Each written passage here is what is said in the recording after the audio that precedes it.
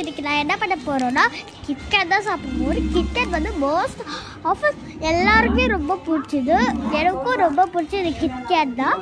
இதில் வந்து 2 பீசஸ் இருக்கும். 1 2 அதுவும் கொஞ்சம் பெருசாக இருக்கும், பெருசாகவும் இருக்கும். அது எல்லாருக்குமே ரொம்ப பிடிச்சிருக்குது.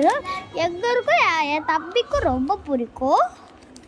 ஸோ சாப்பிட்டு பார்த்துடலாமா எப்படி இருக்குன்னு. கொஞ்சம் எனக்கு தெரிஞ்ச புல்லில் வச்சு செய்வாங்கன்னு தோணுது, ஆனால் செய்ய மாட்டாங்க. ஏன்னா இது சாக்லேட் சரி வாங்க.